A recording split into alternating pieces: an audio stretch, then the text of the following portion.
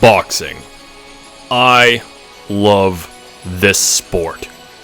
Its history stretching back decades, if not hundreds of years. The various personalities that it spawned, like Muhammad Ali, Mike Tyson, even Floyd Mayweather. Movies about boxing, like Ali, The Great White Hope, and the Rocky franchise, have all become some of my favorite films of all time, with the latter films even winning awards from a bunch of snobby Hollywood creeps. Which is, how you know it's great. We even have anime about boxing like Tomorrow's Joe and Hajime no Ippo. And while I tend to lean more towards MMA these days, I do love boxing just as much, if not slightly more. It's what got me interested in fighting. I remember being 6 years old on a Saturday afternoon with my dad asleep on the couch and a boxing match playing on TV. Something about the primal yet elegant nature of two men competing in a contest of strength, speed, skill, and strategy just lit me up inside. I wanted to know more about it. I wanted to do it. I even got my very own pair of boxing gloves around the same time, from a yard sale of course, and would use the trees outside of my house to practice. And this went into maximum overdrive around the time my family got our Nintendo 64, which, well known mostly for its wrestling games and first-person shooters, had a solid, albeit small lineup of great pugilism games in the form of the two Ready to Rumble titles and Knockout Kings 2000.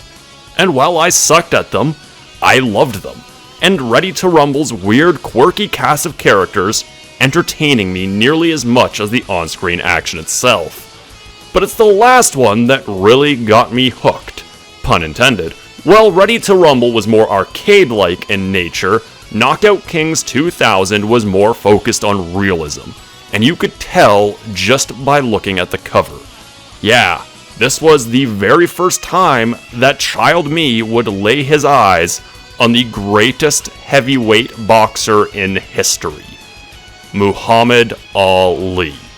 This cover was meant to let you, the potential player, know that this was as real as boxing could possibly be without stepping into the ring yourself.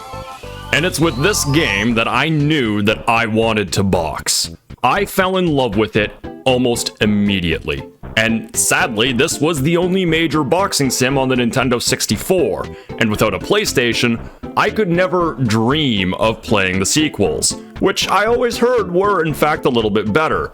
But this video isn't about Knockout Kings. See, Knockout Kings went through the same thing the modern UFC games are going through right now. Mediocre sales. Like UFC's 1 and 2, Knockout Kings only ever sold okay at best, to the point where EA got so desperate that the very last game in the series was a GameCube exclusive. That is how desperate EA was. They made a Nintendo exclusive. That is peak desperation from Electronic Arts.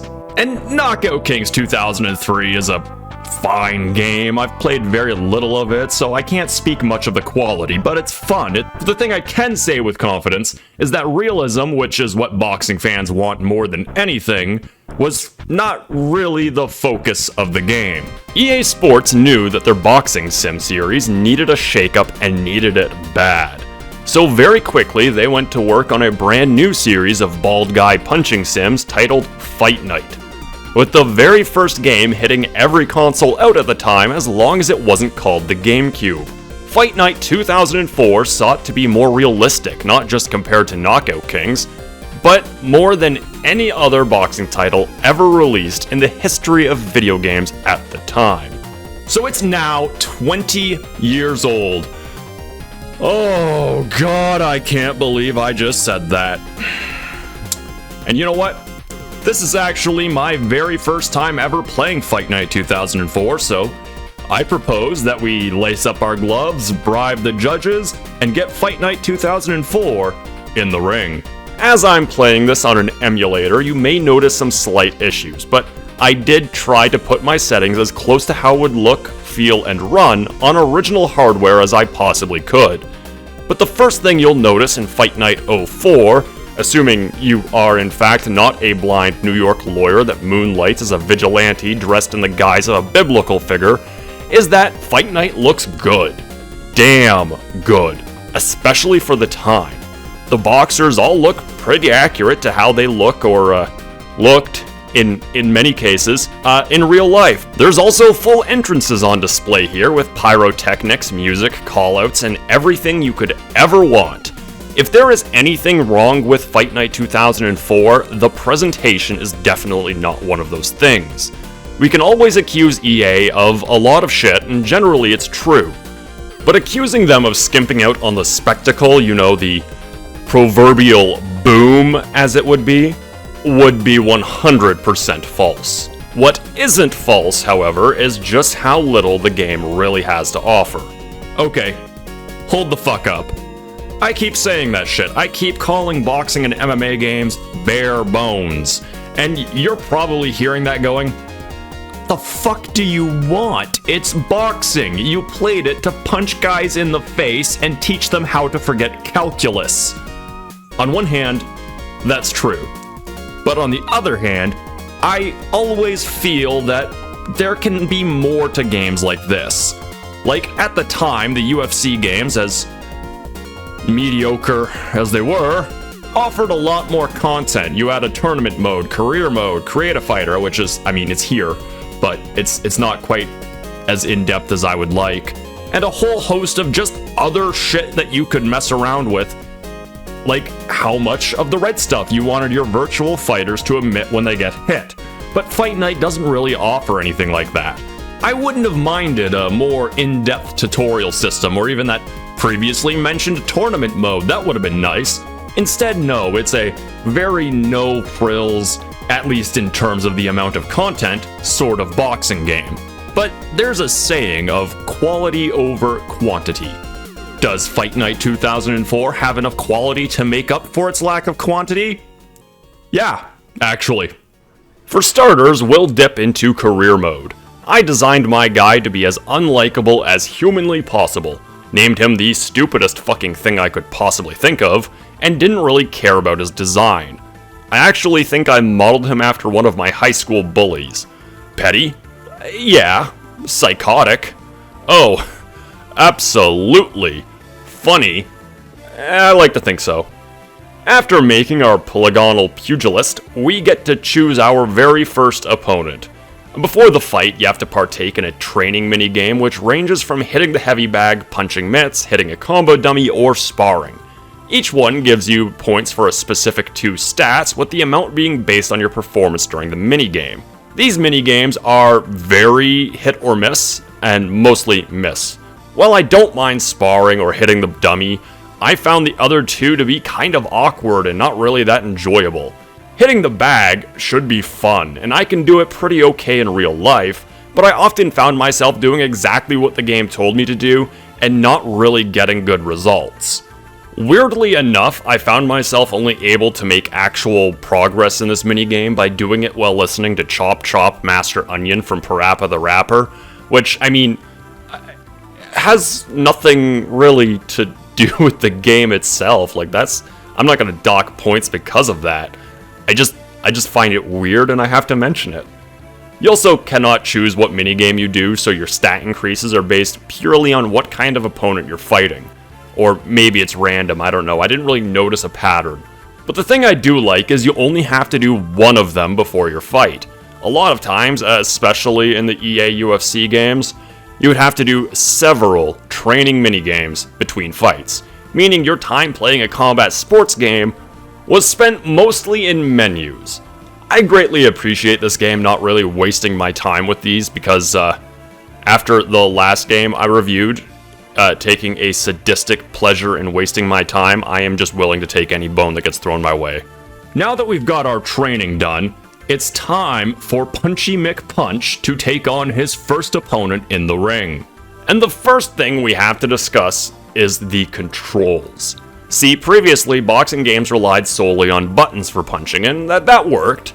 But this was the first generation where consoles had a dual analog option out of the box. So, EA decided to capitalize on that, using the left stick for footwork and the right stick for your hands. Jabs and crosses are thrown by flicking the right stick to the left or right at a slight angle, hooks by doing a quarter circle on the side you're punching in, and uppers being more of a 1/3 circle. And it works fine, I guess.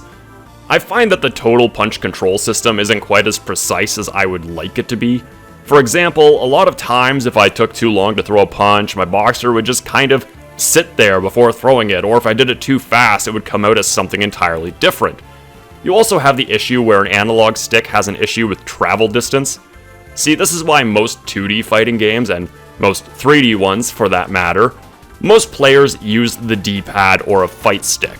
The reason for this is because there's no input in between on and off for digital controls. But when it comes to analog controls, they're designed to detect the most minute changes in things like movement speed, distance, angle, etc. And it just comes across as a little clunky. And I remember hearing about this system as a kid and going, damn, that sounds really good. Like, that sounds like a fantastic fucking punching system. And me, being the broke loser that I was back in the day, would sometimes just sit there, holding a controller, like this. Not this one, because this is new. But just holding it and imagining what it would feel like in real life to actually play Fight Night. Did I forget to mention that I was a broke loser?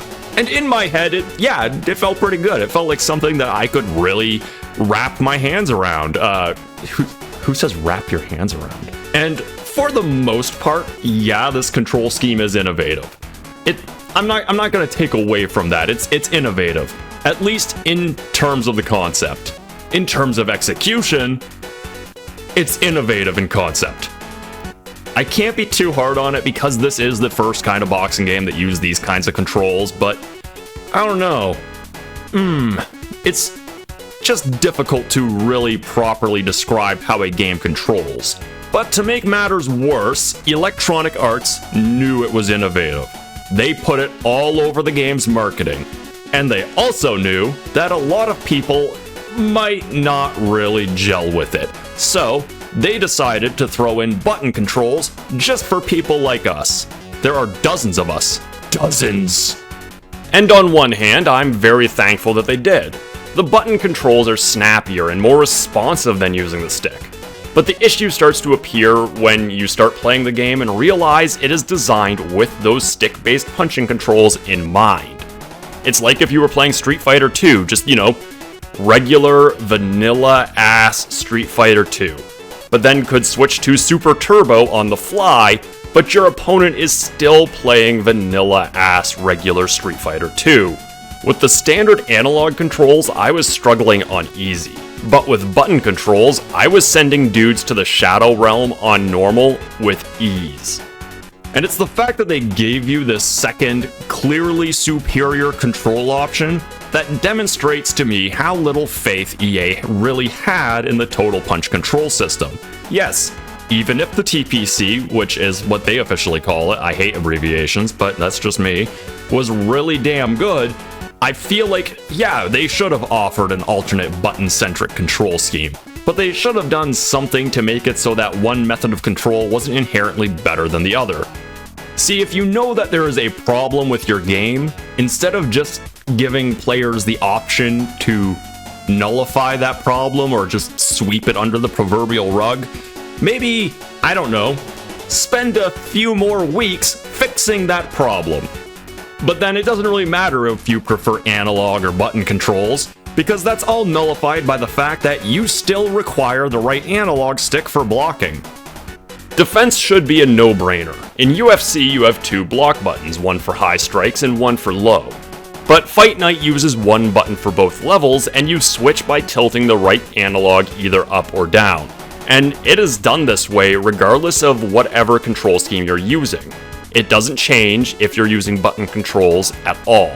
And honestly, it works pretty well, a lot better than the punching controls, to be honest.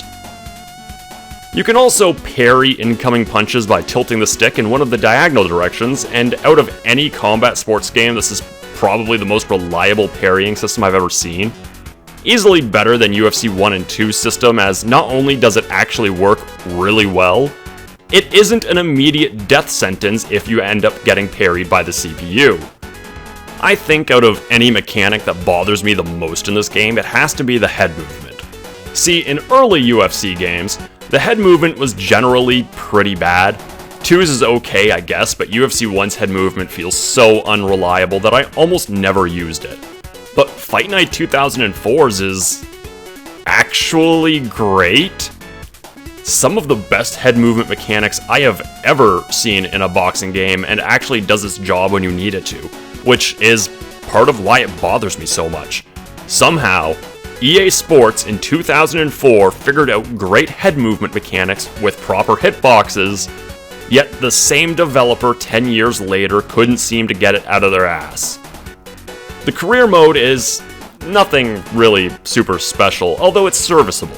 You go through the ranks, climbing them until you become the champ of your respective weight class, and this is all it really needed to do. Though there are some things I feel the game could explain a bit better. The biggest one is the stats. While things like power and speed are obvious, there's nothing that informs the player what the difference between speed and agility is. You just have to know that speed pertains to the speed of your punches, and the agility is related to footwork and head movement. The one that gets me the most is cuts and heart. Now, cuts sounds like it should be obvious. How easy your fighter is to cut? How prone to bleeding are they? Well, it doesn't actually matter. The game doesn't have doctor stoppages as far as I'm aware, and that isn't to say the game isn't brutal, because it definitely is. Your fighter's face cuts and swells up in manners that are almost comical. A standard 10-round fight will have your guy looking like fucking Jigglypuff by the end of it. But there's never really any repercussions for getting cut or balloon-faced. It's purely aesthetic and only really there for the sake of realism. They could have just not included real-time damage, and the game would be roughly the exact same.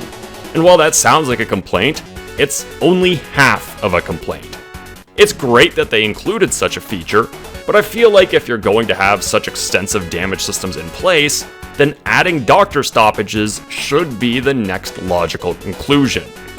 But then we get to the other stat that bugs the shit out of me. In boxing, having a heart means that you're someone who just doesn't give up. You leave all of it in the ring. But in Fight Night, it pertains to your fighter's ability and likelihood of getting back up after being put to the canvas, and... okay, I need to talk about another thing while talking about this thing, how this stat doesn't really make a lot of sense. So when you get knocked down in Fight Night 2004, you have to play this, in my humble opinion, annoying as fuck minigame, where you're tasked with aligning the double image of the ref together, which only works if your fighter is laying face up and not laying in that hilarious Ranma 1/2 pose that is far more common than one might expect in this game. And I absolutely hate this minigame. Having a minigame to get back to your feet is fine, every boxing game does it, but this is probably one of the absolute worst I've ever seen. The controls for it are all over the place, and just when you think you're going to get it, something happens and you have to essentially restart from square one. And since this is on by default, I actually wound up losing the first few matches of my career run in the first round. But EA being EA, and showing that instead of explaining a system properly or just making it better, gave players the option of turning these off, making rising to your feet after a knockdown a game of... say it with me, everyone, randomly generated numbers. And if you remember my Fire Emblem review, you'll know just how much I fucking love RNG! Sometimes you'll get up, sometimes you won't. And while this system is somewhat better than the barely functioning minigame, I found that my fighter was wildly inconsistent on what he'd get up from. Go 10 rounds with Evander Holyfield and knock down 4 times? Yeah, sure, it would make sense to stay down. But he didn't. Get caught by a random punch early in the fight? Yeah, say hello to fucking Kirby for me because your bitch ass is going straight to Dreamland. And about the knockdowns. EA has a spotty record when it comes to knockdown animations. Sometimes we would get great animations like in UFC's 1 or 3, and other times we'd get absolutely insane works of art like EA Sports MMA and UFC 2. But more often than not, we'd get the kind of shit that UFC 4 has. where it doesn't look good. That is the simplest way I can say it. UFC 4's animations look like shit. And I am very, very happy to say that the knockdowns in Fight Night 04 are very much akin to the knockouts in UFC 2. They just ragdoll right the fuck up. And oftentimes a clean hook to the jaw will send a man so far into a coma that there is no light. It is dark as fuck, and honestly, I love it. You do get a lot of those Ranma 1/2 poses, which is always funny, and sometimes you'll even get to see them spaz out a bit on the floor, which I'm sure is a glitch, but I like to think that I hit the man so hard that it's the atheism leaving his body as he prays to every god in existence to be able to open his eyes again. Sure hope his wife and kids weren't in the audience because daddy's going home in a fucking body cast. Of course I'm kidding. He's dead. You even have the freedom to throw follow-up strikes as they fall, making sure that their next meal will be consumed via a fucking straw. The thing that kind of kills these for me though, is that every single knockdown is like this. And not just the one that finishes the fight, which, I mean, it's funny, but how realistic is it when a knockdown off a jab has the same impact and result as one from a wildly thrown overhand right? And sometimes the animations make zero fucking sense, like when you hit your opponent in the body with a left hook and instead of going in the direction of the moving object, you know, your fucking hand, they just go left. There's also some great little details in the game, like body shots causing the opponent's legs to fucking wobble. Look at that. Look at him go. Look at him dance. Oh, yeah. It's a punctured liver and I'm laughing. I also find that the punches don't necessarily warrant the kind of reaction that the knockdowns cause. Like, they aren't as bad as UFC 1, where the punches felt like you were just using the fan in Smash Brothers. And they definitely do have some weight and impact to them, but I feel like they don't quite have enough heft to send guys straight to the canvas to the point where their next diet is going to comprise solely of hospital food. The punches have just enough weight to them to feel like they kind of hurt, but not enough to feel like their career or even really fight-ending. And honestly, the punching animations themselves do leave a little bit to be desired. They aren't what you could call terrible, like UFC 4's, but they aren't necessarily great. They do their job just fine and are some of the best in any game out at the time, which is quite an achievement, but you just know going into this game that they very much do look like the best that the 6th generation of consoles could do at the time. And it does kill some of the realism, but what it doesn't kill is the fun. Yeah, you might be shocked to know that this game is fun. It's damn fun. There is no other way to put it. Damn fun. Put that shit on the box of the next Fight Night if it's good, EA. You can quote me on that. Damn fun. It's free. Who am I kidding? There will never be another Fight Night. Ever. I thoroughly enjoyed playing through the career mode with all of its little quirks and everything. It was enjoyable, I'm not gonna lie. I found myself just sitting there for 4 to 5 hours a day because, you know, I didn't have anything better to do. And yeah, it was fun. I was thoroughly enjoying myself. This game is damn fun. I often found myself getting hyped for fights and even had the words, "Okay, one more fight," coming out of my mouth every time I thought I'd be done recording. That's a rare thing I find, and it's a testament to not only how this game is a solid boxing simulator, but just a really fun game all around. In that manner, it kind of reminds me of Budokai 3, where even if I wasn't a fan of boxing, I could easily find myself having a great time with the game regardless. As previously stated, Fight Night's career mode is all about climbing the ranks. You start down at the bottom fighting calves, eventually working your way up to the very few named boxers that this game has, and once you hit those named boxers, you will fucking know. A lot of the early fights had me going up against what was essentially just really in-shape Ralph Wiggums, who couldn't formulate a coherent boxing strategy beyond block punches with my face. But then, once you get to guys like Evander Holyfield or Chris Bird or James Toney, you start to realize just how good the AI is at replicating their fighting styles, making them a challenge even on lower difficulties. The one thing I really like about this career mode is that every year you have awards, and somehow Sonny Liston won Fighter of the Year multiple times, like in 2011. He had been dead for 41 years at this point. I'm not even mad at that, that is amazing. This man has been knocking fools out from beyond the grave. You also get fighters retiring every single year, having them drop out of the career mode either temporarily or in some cases, permanently. I like this as it keeps the career mode fresh and new without having you fighting a 79-year-old Chris Bird 16 times in one run. Back, to back, to back, to back, to back. I did face this sort of issue at least once in my playthrough though, where I beat Kevin Hart's shorter cousin, then had to fight him again in a recreation of that one SpongeBob meme. And that fight made me a shit ton of money, so I mean, why not do it twice? Oh yeah, this game has an economy of sorts. I mean, it makes sense, nobody is ever going to just fight James Toney for free. So yeah, I can imagine including the prize fighting element of prize fighting. And I can imagine that making sense, yeah. Who's gonna fight for free?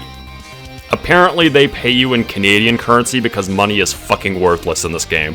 Like, you get a lot of it really fast, but it doesn't actually do anything. There's nothing actually worth buying outside of new ring gear like trunks and gloves. You can pay money to have beautiful women show up to your fight, or have doves in your entrance like this was John Woo's remake of Rocky 2, but the only thing actually worth spending the green on is signature punches, which can only be purchased after you beat certain opponents, which just gives me the feeling that EA knew how worthless everything else was, and hurried to include some sort of item that made money feel like it had actual value in this game. You can spend it on entrance music, but the music in this game sucks. It's not that it's all bad. I mean, it's all rap, so by default I don't like any of it. But there's just no variety whatsoever. There's nothing for people that maybe are just okay with rap, or maybe you're like me and you don't like rap whatsoever. There is nothing here for you. I wouldn't mind if this was something like Def Jam, where an all-rap soundtrack makes sense, but there's nothing outside of the genre whatsoever. You don't get any rock or metal, no classical, not even fucking R&B. So for the most part, I just turned the music off and played Cold Rain in the background. Nothing against the people that happen to like rap, but it's really just not my thing, and it definitely doesn't get me in the mood for fighting. Late into my playthrough, I had some of the best fights I have ever had in any game of this kind. My fights with Roy Jones Jr. and James Toney were pretty whatever, good fights, but I never felt tested by them. But Evander Holyfield, this man nearly beat my ass. He was without a doubt worthy of being a final boss. But this was just a few matches away from the true final boss. You see, if Evander Holyfield is Sephiroth, then Muhammad Ali was the goddamn ruby weapon. By this point in time, I figured I had the game entirely figured out. Just go in, punch up a storm, and leave. But the greatest of all time came into the ring to show me exactly why the fuck people call him that. Ali proved to be the biggest challenge for me, bar none. My usual tactic of throwing hooks, and particularly to the body, just would not work against him. He kept me well out of hook range and would counter by leaning back and jabbing, so I had to rely on a similar strategy, using my long-ass Lanky Kong arms to try and outbox this man. The fight was intense, not because it was fast-paced, but because it was slower than the usual fight. Previous battles were more like Devil May Cry. This one was pure Dark Souls, through and fucking through. I knew if I gassed out too early, this man would have no issue capitalizing on it, and yeah, Holyfield was more aggressive and probably stronger, but Ali tested me in ways I didn't think he would in a video game, making me rethink the strategy I had been using this entire run. And after 13, yes, 13 hard-fought rounds, I managed to get the GOAT down in health and on the mat, where he stayed. Thankfully. I don't know if I would have made it out of round 14 if he got back up. I could just imagine it. Ollie gets up and boss music starts playing, you hear lyrics in Latin, his health bar refills, and you're just sitting there shitting your pants. All of that protein that you took pre-fight, yep, all just spread out in your trunks. And honestly, I only fought one more match after that and retired. I didn't see any point in drawing my career out any further. I had beaten Muhammad Ali in an absolute war, and I don't think any point in my playthrough could have been a more perfect spot to cap things off. So this review is going a little longer than I would personally like, and I still haven't talked about things like the roster and one other mode. And there's a reason for that. The roster is small, but it's not bad. There's only 22 boxes in the game. I know EA themselves say it's 32. I counted. It's 22. I'm not counting Evander Holyfield in light heavyweight as a separate fighter from Evander Holyfield in heavyweight. Holyfield? Did I say Holyfield? I said Holyfield. Oh no, I'm leaving that. That's staying. Oh no, I need to be held accountable for my mistakes.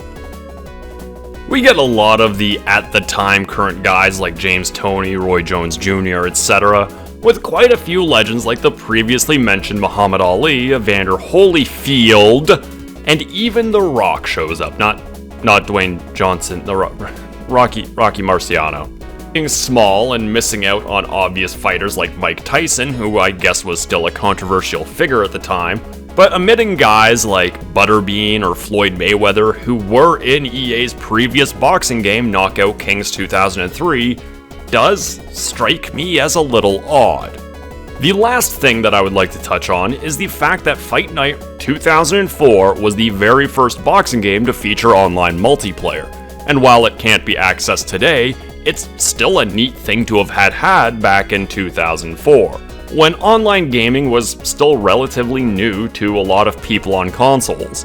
While I never did get to play this back in the day, I could imagine that if I did, I probably would have had a blast with online, especially due to the fact that it had no voice chat. And that is Fight Night 2004, EA's first attempt at a boxing franchise, and honestly their best one. It's amazing to me how fresh and current this game feels, while also being very 2004. It's a great boxing game, not just for its time, but even now. It still replicates the sport pretty well, probably because boxing hasn't really changed at all since, the 20s? When did they take out biting and kicking? Since then. Yes, you could bite and kick in boxing at one point. There is a man who won by knockout from biting. I don't even need to add to that. I don't even need to explain why that is batshit insane. That is just how boxing used to be. I fucking love it. Which is why I am awarding Fight Night 2004 a positive score of 4 Shrek 2s out of 5. This game is very 2004, but in a good way. It feels to me exactly what boxing was back when I was 11 years old, and I fucking love it. From the satisfying action, just the way that the button controls feel so damn good, and the dopamine hits I get from climbing the ranks to prove that my boxer was the boxeriest boxer who's ever boxered, just feel nice. The gameplay is good, and with some slight quirks, a little bit of ironing out, I do have high hopes that Fight Night Round 2 would be even better. If I had to cite something that I would call a quote-unquote negative, it would be the default controls. Total punch control isn't bad on paper, and I really did want to like it, but I feel like it's too imprecise to be anything more than a novelty. And a lot of inputs would either be ignored or dropped or just come out differently than I intended. I get what they're going for with this system, and it would get refined as the series went on, but for the first time, it's definitely not a great or preferred control method. The visuals, however, are easily the high point, and probably why I rate this game as highly as I do. While it's true that graphics don't make a game good, a good game is made better by having good visuals. And that's very evident here. It's a good game that also happens to look good, with the most accurate recreations of famous fighters of the time, and a sense of presentation that prior boxing games could only have dreamed of. It's very clear why Fight Night is a series a lot of boxing fans wish EA would return to. Before we go, I want to thank you for making it this far into the video. 2023 was a hell of a year for me, and I hope to bring these videos to new heights this year. You might be wondering why I've decided to shift the focus from MMA games over to boxing games, and the answer is pretty simple actually. See, there's only really so many MMA games. It's not exactly a crowded market, and save for the most recent 2 UFC games, and the Bellator game, and anything related to Pride FC, which I will get to, I promise, I've pretty much covered every single one ever made. But the other reason is that there's always some contention over what is the best boxing game of all time, and I want to find out for myself. So over the course of the next 2 or 3 years, I will be covering and reviewing as many boxing games as I possibly can, and when I figure I've covered enough of the big ones and maybe some more obscure ones, maybe you guys can think of a few that I don't know of yet. I don't know. I will be ranking them on the definitive boxing game tier list. Oh, I'm sorry. Did I say I will be ranking them? No, that's a typo. That's not true. We will be ranking them using the very scientific method of a poll. Yes, we will be ranking them all together. I don't often give the mic over to you, my wonderful viewers, who likely only clicked on this video by pure accident. But for the next while, every single boxing game review will release alongside a poll, asking for you to vote for your favorite boxing title. At the end, we will tally up every game's votes and put together the definitive boxing game tier list as decided by us. I'm actually really excited to see what kind of results we'll get. With all of that out of the way, have a great rest of your day, and I hope you're looking forward to a whole slew of new game reviews coming randomly from me, Nick. Okay, I mean, they're not really random, but I'm like 3 years into this shit, and I can't change the channel name.